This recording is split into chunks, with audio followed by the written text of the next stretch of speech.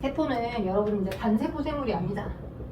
그지? 여기서 말하는 단은 세포 한 개로 되어 있다 이거거든? 근데 우리는 세포 한 개로 되어 있는 개체 아니지. 당연히 어릴 때부터 엄마 뱃속 자궁에 엄마가 이제 배란시킨 난자랑 여러 정자들이 여러 개가 같이 대시를 하다가 그 중에 하나의 정자만 수정이 돼서, 그지? 수정란 한 개에 해당하는 그 수정란이 계속된 체세포 분열을 통해 여러분의 세포의 개수를 늘려서 어떤 세포 덩어리는 피부라는 조직이 되고, 그지? 어떤 세포는 심장을 구성하고 있는 세포, 또 심장 주변의 근육세포나 이제 그런 근육세포나 근육조직이나 여러 기관들, 입식도위, 소정대장, 항문이라는 소화기관, 눈이라고 하는 거, 귀라고 하는 이 안의 기관들 다 만들어서 이제 독립적으로 듣고, 이제 아니 듣고 간다. 듣는 걸 왜 여기 보고 듣고 이제 덜 먹었나 봐. 자, 보고 듣고 맛을 보고 하는 것들 다 판단할 수 있게끔 하는 지금 중추신경계도 만들어진 상태에서 여러분이 이제 엄마 뱃속에서 태어난 거잖아요. 그쵸? 자, 그래서 우리는 단세포 생물이 아니라 당연히 다세포 생물입니다. 많은 세포들이 모여서 그 많은 세포가 조직을 만들고 여러 조직들이 또 통합된 기관을 형성하고 기관 여러 개가 묶여져서 같은 기능을 수행하는 기관계를 이룰 거고, 그래서 내 몸 생물을 이루고 있는 겁니다. 그쵸? 그래서 세포가 생명을 구성하는 생명체의 구조적 기능적 기본 단위이다. 생명체로 이루는 구조적이면서 기능적인 기본의 역할을 수행하는 기본 단위가 세포인데, 여러분이 이제 고등학교에 들어가시면 세포 안에도 또 세포 내에도 여러 분업화된 역할들을 수행하는 세포 소기관들이 있어. 엽록체나 마이토콘드리아나 라이보솜이나 걔네들이 어떤 역할들을 수행하는지를 또 더 디테일하게 배워야 돼. 오케이? 그래서 세포로 되어 있는데, 근데 이제 중학교 3학년 2학기 때의 집중은 이제 중점에 둔 건, 그렇다면 이 세포가 보통 눈에 안 보일 만큼 되게 작아요. 그러니까 뭐 이제 뭐 닭의 난자나, 그지? 뭐 타조의 난자나, 그지? 또는 메추리라고 하는 그 조류의 난자들은 걔네들 내보내 둔 난자는 우리 육안에 보일 만큼 크기가 크죠. 달걀, 메추리알, 그죠? 크기가 커요. 그러니까 모든 세포가 다 육안으로 보이지 않을 만큼 작은 크기는 아니에요. 육안으로 보일 수 있는 크기를 갖고 있는 세포도 있지만 우리의 사람을 구성하는 세포들, 체세포들은 육안으로 볼 수 없을 만큼, 그래서 현미경을 확대해서 봐야 할 만큼의 서로 다른 크기를 갖고 있는 거죠. 됐죠? 자, 근데 이 세포가 우리는 이제 현재 다세포 개체를 이루고 있으니까, 그러면 한 개 세포로 이루어진 상태에 만약 예를 들어서 이게 수정란 한 개였었다면 우리가 그냥 생각을 해본 거야. 이 한 개 수정란이 왜 외부에서부터 이제 핵을 갖고 있을 거고, 엄마 아빠로부터 반반씩 정보를 받은 핵을 가지고 있을 거고, 이 핵 속에 유전 정보를 다 갖고 있을 거야. 유전 정보. 뭐 DNA 들어봤었지. DNA와 같은 유전 정보를 갖고 있어서 엄마 아빠부터 반반씩 받은. 그러면 그 핵에 있던 모든 명령으로부터 외부로부터 어떤 물질 받아들여라, 내부에 있던 물질을 내보내라 라고 하는 이렇게 소통의 역할을 하면서 기능들을 수행하고 있을 건데, 그러면 얘가 이렇게 커지면, 그지? 얘가 이렇게 커지면 어차피 외부에서 물질이 들어올 수 있는 표면적도 더 넓어지잖아, 이때보다. 그지? 외부에서 들어오는 물질의 공간이 훨씬 더 넓어지니까. 그러면 한 개 세포가 대빵 커지는 것이 훨씬 더 물질을 받아들이는 데 더 효과적일 것 같은데, 실제 관찰해봤더니 한 개 세포가 이렇게 대빵 커지지 않고, 커질라 치면 또 유전 정보를 복제해서 두 개 핵을 가진 채로 나뉘어지고, 또 조금 더 커질라 치면 복제를 한 다음에 또 이렇게 작은 크기의 상태로 계속 분열을 통해 세포의 개수를 늘린 형태들로 우리는 진화해 왔더라는 거야. 이유가 있겠지. 이 세포의 개수를 늘린 형태들이 훨씬 더 뭔가 생존에 유리했으니까. 그래서 그걸 확인해보는 그 과정이 여러분의 그 팔 쪽에 오른쪽 2번, 세포는 왜 분열하는가? 세포 분열의 필요성. 이건 여기 이 단원에서 서술형이든 아니면 시험 문제가 여기, 시험 범위가 여기 들어간다 하면 무조건 나와요. 무조건 이 실험하고 같이 믹스해서 무조건 나오는 파트니까 여러분이 그 이유를 이해를 하셔야 됩니다. 오케이? 그러니까 세포가 한 개 있었던 세포가 그냥 무조건 이렇게 커져서 기능을 해주면 더 수월할 것 같은데, 안 그러고 일정 시간이 지나면 유전 정보를 복제한 다음에 두 개의 세포를 가는 형태로 복제를 한 다음에 원본, 카피본 이렇게 나눠지더라는 거지. 분열하더라는 거지. 그럼 왜 그런가? 왜 이게 훨씬 더 생존에, 그러니까 이 개체 종의 진화에 더 유리했는가? 그걸 한번 생각을 해봤다. 이거야. 자, 이유는 이거야. 그리고 그걸 확인해본 실험도 이렇게 설계했거든. 이유는 뭐냐면, 우리가 생각해보자. 1cm짜리 정육면체. 그치? 1cm 핵을 갖고 있고요. 그 다음에 또 3cm짜리 정육면체를 우리가 생각을 해보자고. 3cm. 훨씬 더 한 변의 길이가 3배나 늘어났기 때문에 외부에서 물질이 더 들어올 수 있는 표면적이 더 크긴 크죠? 그죠? 자, 그리고 공간의 크기, 부피. 부피는 가로 곱하기 세로 곱하기 높이에요. 오케이? 그리고 표면적은 건널비입니다. 건널비니까 이제 접촉, 공기들이 그 정육면체에 닿는 접촉하는 면적을 말하는 거죠. 그럼 건널비는 1 곱하기 1 곱하기에 해당하는 이 사각형이 총 이 정육면체에 몇 개 있어? 6개 있잖아. 하나, 둘, 셋, 넷, 다섯, 위, 아래. 그죠? 6개 있잖아. 그래서 이 표면적 1 곱하기 1 곱차의 자리가 6개. 그죠? 그럼 얘의 부피는 1 곱하기 1 곱하기 1 세제곱 센티미터. 네, 여기는 6 제곱 센티미터. 그지? 외부에서 물질이 들어오니까.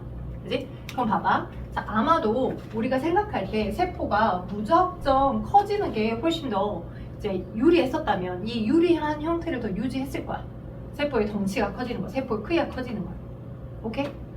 근데 세포의 크기가 커지는 걸 외부 육안에서 봤었을 때는 표면적이 몇 배 증가하냐면 지금 한 변의 길이가 3cm짜리가 됐기 때문에 얘의 표면적, 외부에서 물질들이 이렇게 들어올 수 있는 표면적의 사이즈는 똑같이 3 곱하기 3짜리의 정육, 이제 이 사각형이 총 6개가 있죠.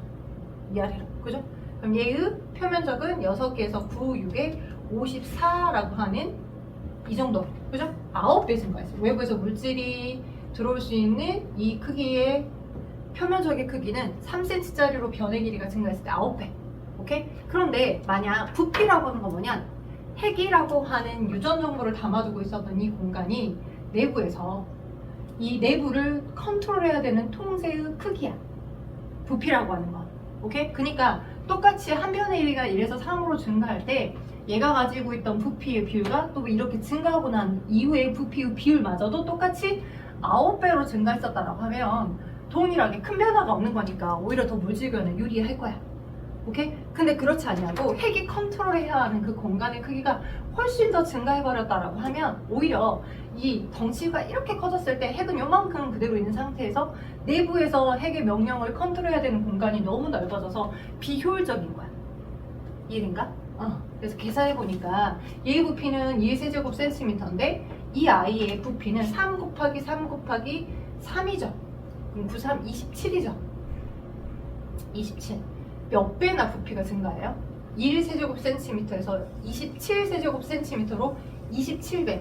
내부에서 핵이라고 하는 명령어를 27배 정도 더 저 끝에까지 뭔가를 전달해줘야 돼.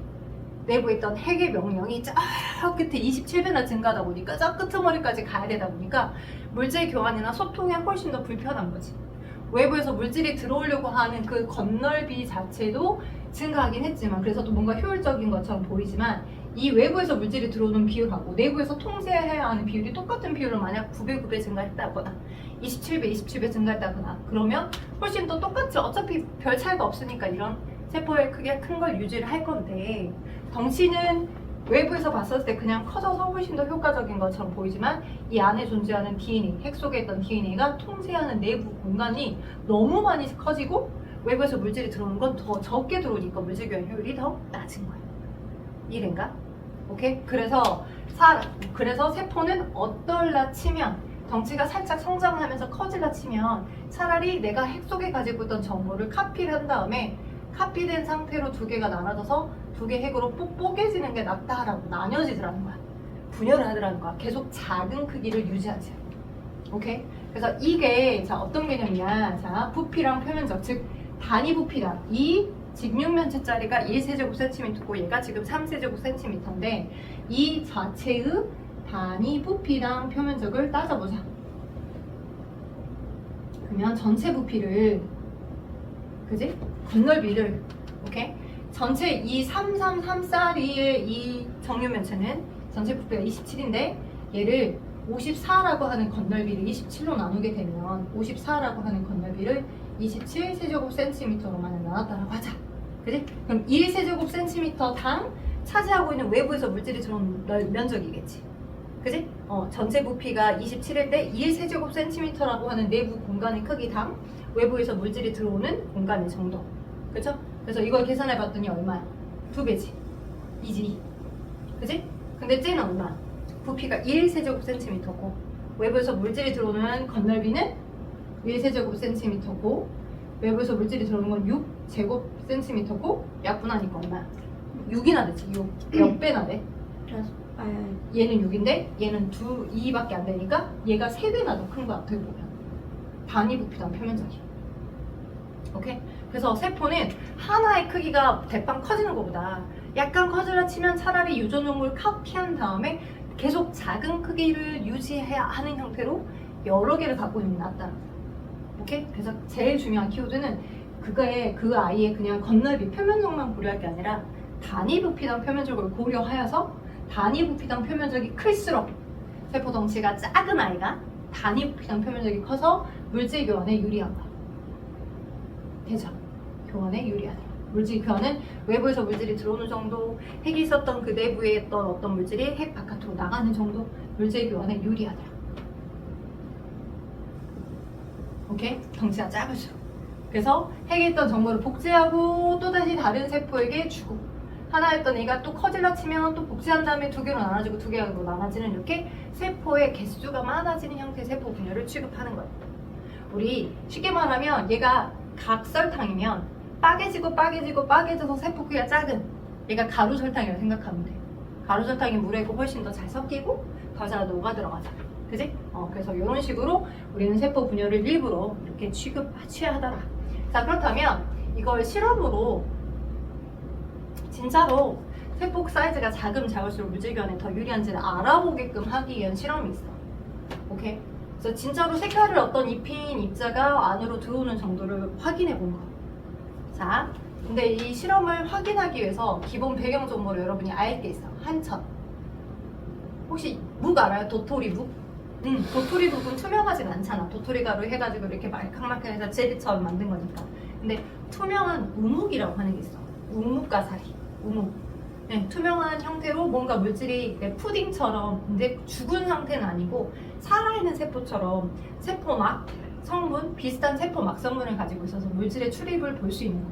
그게 있거든요. 그게 이제 일종의 한천이라고 보시면 돼요. 그래서 일종의 살아있는 묵, 그지? 투명한 묵가 같은 거. 그래서 실험할 때 이 한천을 이용할 거고요.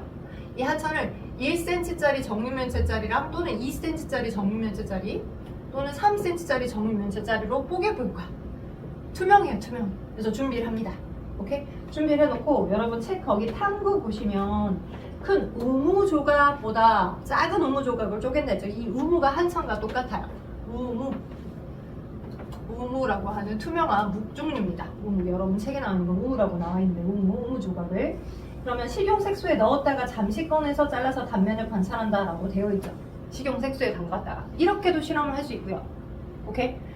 또는 아예 약간의 과학적 지식을 조금 더 집어넣어서 수산화트륨 수용액에 담급니다. 자, 수산화트륨 수용액의 화학식은 나트륨이온하고 수산화이온이 결합되어 있는 거예요. 나트륨이온하고 수산화이온이, 나트륨이온은 이렇게로 쓰고요. 수산화이온은 이렇게로 쓰죠. 오케이? 이건 중학교 3학년 1학기 때 또는 중학교 2학년 때 배웠던 2학년 1학기 때 배웠던 건데 안 배우셨으면 골통합하면서 다시 배워 1학기 거 하면서 아무튼 수산화트륨 수용액에는 이 나트륨이온하고 수산화이온인데 얘네들은 투명해요. 색깔 자체가 아예 없어요. 오케이? 색깔 자체는 없는데 얘 때문에 용액의 액성이 염기성을 띱니다. 이 수산화이온 때문에 염기성. 오케이? 염기성. 그 초등학교 때 배웠는지 기억이 안 나지만 여러분 산성이다, 중성이다, 뭐 염기성이다, 용액의 액성이 차이가 있거든요. 그래서 산성 용액이냐, 뭐 중성 용액이냐, 뭐 염기성 용액이냐 이렇게 이제 구분해 줄 때 여러분 중2 때 가장 최근에 중2 때 식물과 에너지 단원을 하면서 노초파 그 BTB 용액 그 빨대 꽂아놓고 날숨을 막 식물의 시험관에다가 어떤 BTB 용액에다가 빨대를 날숨을 꽂아놓고 빨대 꽂고 날숨을 많이 불어넣어줬대. 그래서 노란색 BTB 용액을 만들어 준 다음에 여기다 물풀 집어넣고 이제 햇빛이 주는 창가에다 뒀어. 그럼 이 물풀 또는 검정말이 광합성 했게 안 했게 그에 따라서 이 BTB 용액 색깔이 달라졌죠. 노랑, 초록, 파랑 이렇게 용액의 액성에 따라서 색깔이 달라지게끔 해주는 지시약들이 있거든요. 그 중에 이제 BTP 용액은 뭐 산성이냐, 중성이냐, 염기성이냐에 따라서 색깔이 이렇게 세 종류로 서로 아예 갈려지니까 확인이 가능한 거고. 오케이? 근데 누구는 페놀프탈린 용액이라고 하는 아이는 산성일 때도 색깔이 없어. 중성일 때도 색깔이 없어. 오로지 수산화 나트륨과 같은 이 염기성 용액 성분을 만났을 때, 수산화 이온이라고 하는 걸 만났을 때만 색깔이 빨갛게 바뀌어지는 이런 특징을 갖고 있어. 오케이? 그래서 이 배경 정보를 갖고 있는 상태에서 실험을 해보는 거야. 그죠? 책에는 그게 안 나와 있으니까, 자, 명준이지? 그리고 언니도 너 써져 있는 그 오른쪽에 팔 쪽 위에다가 적어줘봐. 요거는 적어줘봐. 요거는 나머지 지울 거야.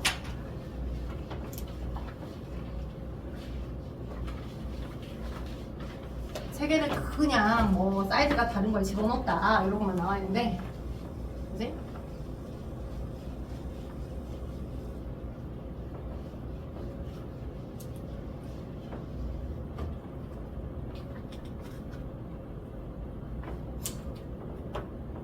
한찬 있고, 투명한 묵 같은 거고, 한찬은 수산화나트륨 수용액 이용할 건데, Na 플러스랑 나트륨 이온하고 수산화 이온이 있어. 이 수산화 이온 때문에 염기성 성향을 띠는 거고, 그리고 이렇게 색깔이 바뀌는 게 페놀프탈린 용액이야. 페놀프탈린 용액.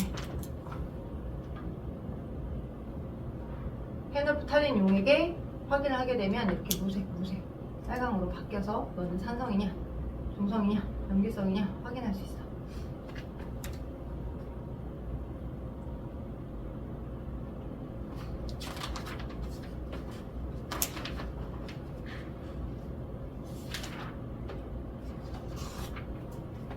됐죠? 자, 그래서 실험을 이렇게 한번 해볼게. 자, 아무튼 투명한 1cm랑 투명한 2cm랑 투명한 3cm가 있어요. 얘를 하루 동안 계속 수산화나트륨이 들어있는 수용액에다가 담가놔요. 근데 수산화나트륨 자체는 색깔이 없어. 수산화나트륨 자체는 투명해. 색깔이 없어.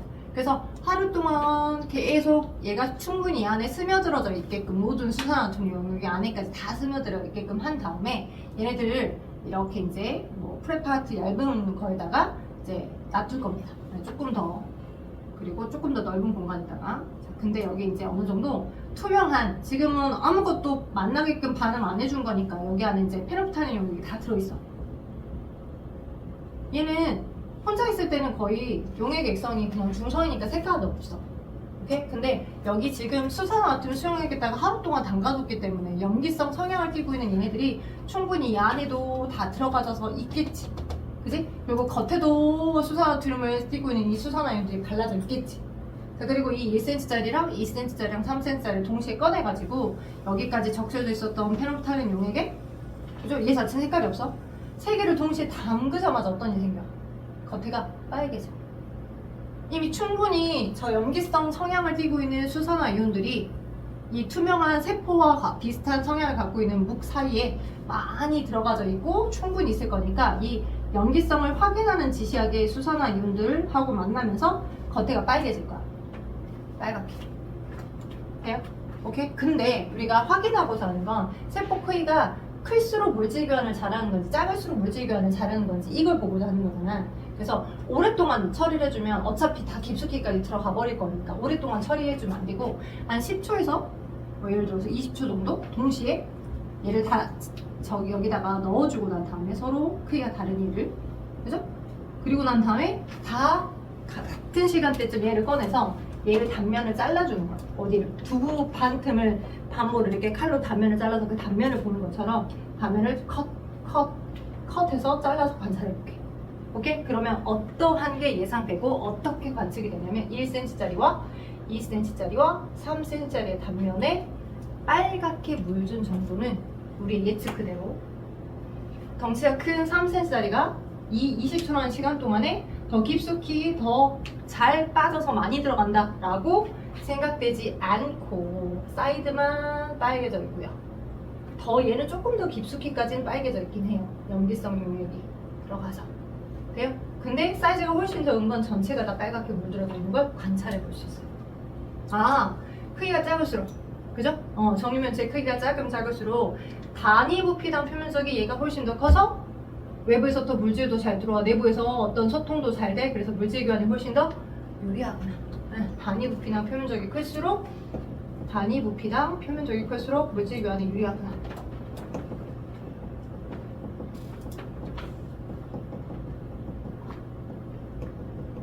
물질 교환에 유리하다. 그래서 세포는 일부러 세포 하나의 크기를 키우려고 노력하지 않고 살짝 더 세포가 생장해서 커지라 치면 아예 계획된 유전적물 복제하고 난 다음에 나눠지고 유전적물 복제하고 난 다음에 나눠지는 분열을 계속 반복하는 거구나 라고 알고 가시면 될 것 같아요.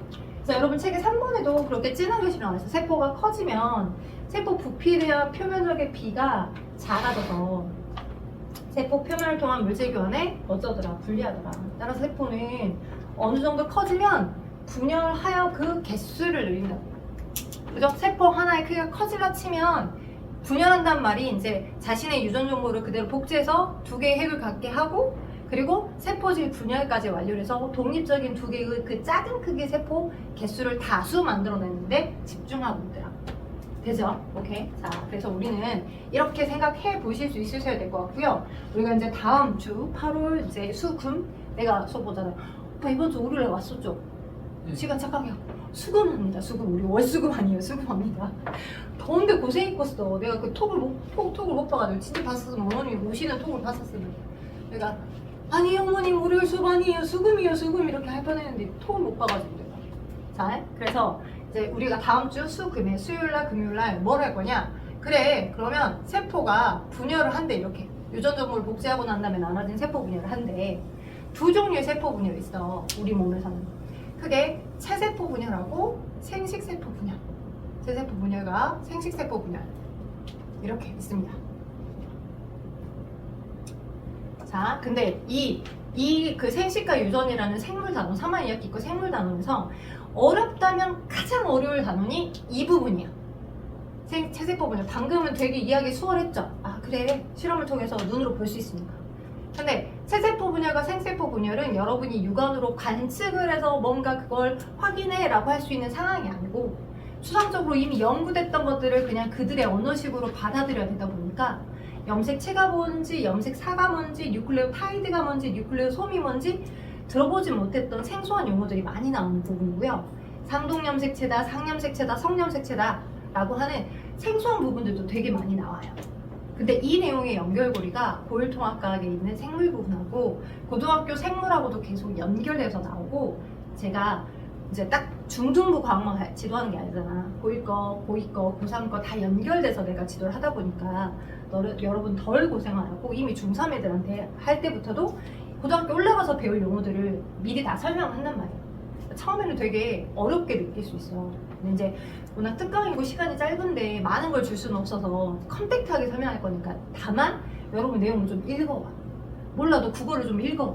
오케이? 국어를 좀 읽어와야 좀 알 것 같고 요거 한 가지만 간단하게 5분만 조금만 더 설명하고 요 한 가지만 조금 더 설명할게. 이 디테일은 일단 빼게. 그럼 봐봐. 자, 세포가 세포로부터 만들어지는데 그거 우린 세포 분열이라고 하고 체세포 분열이 있고 생세포 분열이 있는데 여러분은 계속 체세포 분열을 계속 하고 있어요. 왜? 여러분 요만했잖아. 엄마 뱃속에서 응애하고 태어날 때. 근데 머리랑 몸통의 세포 분열은 좀 더디 일어나고 그치? 머리랑 몸통의 세포 분열은 더디 일어나지만 이제 머리는 세포 분열이 좀 적게 일어나고 그치? 근데 몸통의 세포 분열은 빨리 많이 일어나. 그래서 이 3등신의 비율을 이제 극복했잖아. 근데 만약 머리의 세포 분열하고 몸통의 체세포 분열의 속도가 똑같았다 그러면 계속 그 3등신의 비율이었겠지. 머리도 그만큼 자라고 몸통도 자라고 상상하기 싫어. 근데 머리에 있는 얘네들의 세포는 좀 더 적게 분열해서 세포의 개수를 늘리고 몸통에 해당하는 애의 체세포는 세포의 수를 계속 늘리는 분열을 하고 물론 떨어져 나갈 때 같은 건 죽은 세포들은 떨어져 나가지만 또 계속 세포 분열을 통해서 세포의 개수가 많아지니까 180, 170까지 자라날 수 있겠죠. 이런 식으로. 자, 그렇게 세포 분열, 체세포 분열하게 된 결과 다세포 생물은 뭘 해요? 생장합니다. 중학교 3학년 때는 생장, 세포의 개수가 늘어나는 개수가 많아져서 세포 하나가 커지는 게 아니라 개수가 많아져서 개체가 자라는 생장을 하게 되고 고등학교 올라가면 이 생장을 성장이라고 배워요. 여러분 교육과정이 바뀌어서 이제 고등학교 용어에서는 성장이라고 얘기하기도 해.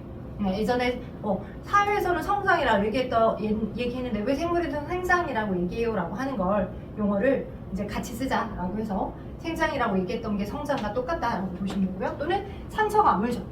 상처 밑에 있던 새로운 빠꾸가 났는데 빠꾸가 어느 정도 딱지 뜯고 나면 거기 이제 새로운 살이 붙어서 새로운 세포가 만들어져서 이제 살이 아물러져 있잖아.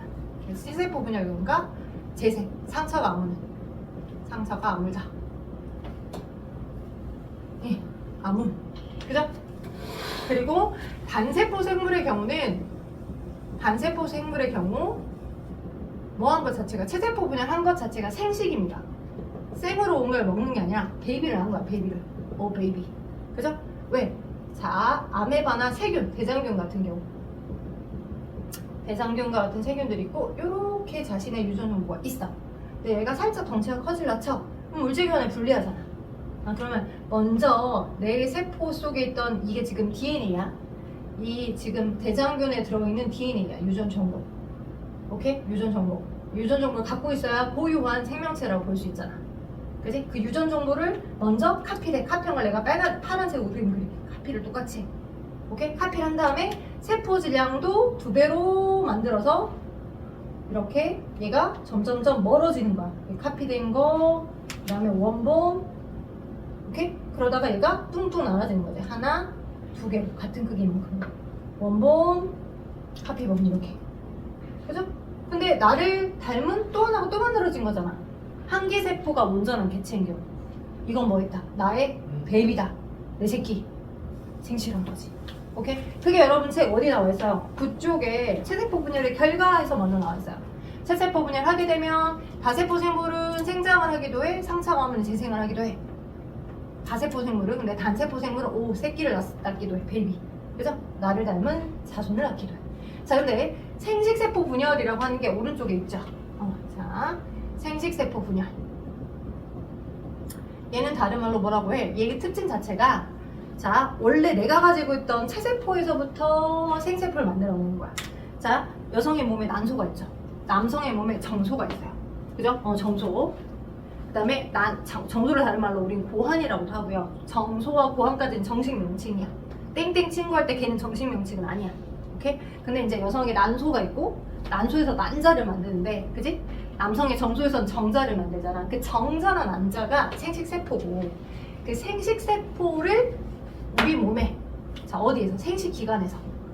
생식기관에서 일어나는 특수한 분열이 생세포 분열이야. 오케이? 이 아이의 목적에 알맞게끔, 생세포를 만들어내야 하는 그 목적에 알맞게끔 결론부터 먼저 알려드리자면, 세대를 거듭해도 한 종이 가지는 염색체 수를 다른 말로 유전물질의 총량을 일정하게 유지하기 위해서 그럴 때 하는 생식기관에서 하는 분열을 생세포 분열이라고 해. 이거 어디다 써주냐면, 자, 여러분 그쪽에 보면 감수분열 특징만 틱 나와 있는데 감수분열의 의의라고 하여서 거기 위에다가 적어줘. 자, 지금 제가 파란색으로 쓴 거 생세포 분열의 의의. 생세포 분열을 왜 하냐? 생세포 분열의 의의. 의의라고 하기도 하고 의미라고 얘기도 하는데, 이 생세포 분열을 다른 말로 감수분열이라고도 해. 감수분열의 의미, 감수분열의 의의. 시험에 잘 나와.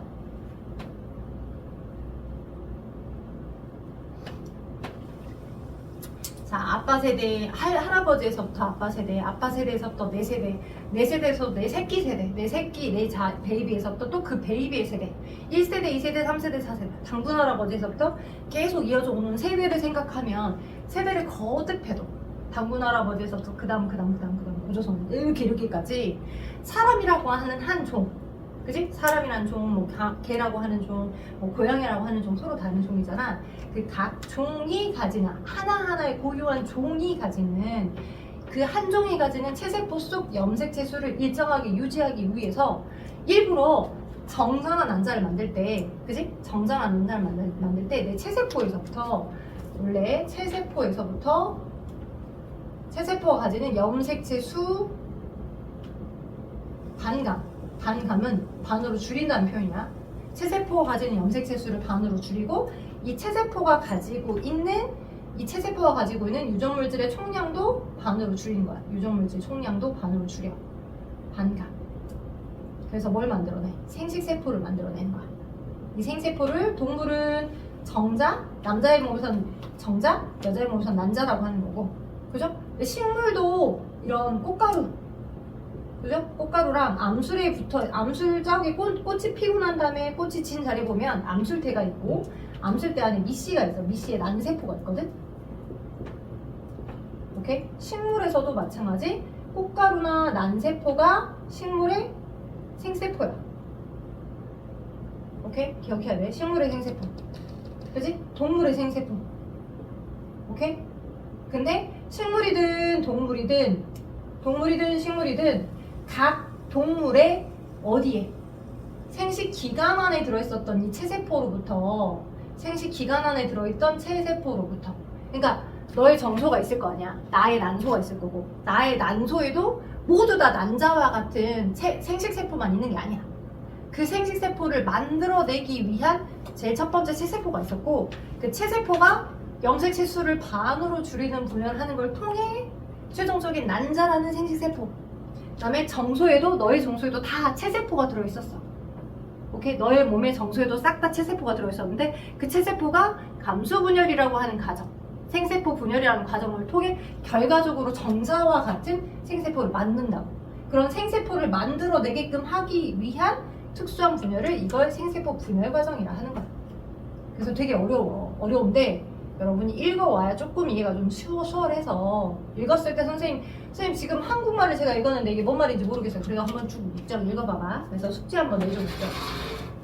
이제 여기 중요해요. 이거 머릿속에 꽉 박아져 있어야 돼요. 두 개의 분열을 우리가 꼭 배울 건데. 그래서 숙제를 많이 내주지 못할 것 같아. 많이 안 했어. 그래서 10쪽에 지금 보면 5번 10쪽에 개념 확인 문제 5번 많이 못 내준댔지? 5번 해버리자. 세포는 땡땡땡땡을 효율적으로 하기 위해 어느 정도 커지면 분열해서 세포 수를 늘린대. 땡땡땡땡 내 사음절 뭐야? 땡땡땡땡 사음절. 세포가 덩치가 크면 이게 더 불리해. 땡땡땡땡 아까 한참 가지고 시험한 거. 외부로부터 물질이 들어오거나 물질이 교환되기 어렵잖아. 외부에서 물질이 들어오거나 안에 있던 물질이 바깥으로 나가거나 그걸 물질 교환이라고 해. 그래서 그 5번에 물질 교환이 들어가면 돼. 오케이? 세포는 물질 교환을 효율적으로 하기 위해 개념 확인 문제. 물질 교환을 효율적으로 하기 위해 여기에 물질 교환. 그래서 세포는 물질 교환을 효율적으로 하기 위해서 어느 정도 커지면 분열해서 세포의 개수를 늘리는 거야. 물질 교환을 효율적으로 하기 위해서. 자, 넘겨봐. 아까 남자쌤이 숙제를 좀 내주셨을 건데 제가 내줄 수 있는 부분의 숙제는요. 12쪽에 5번, 6번. 12쪽에 5번과 6번. 그 다음에 14쪽에 18번, 19번 이렇게 두 개 얼마 안 되죠? 오늘 30분밖에 안 했어서 내용 읽어오라고 했어요. 18번과 19번 퇴근하시면 되겠습니다.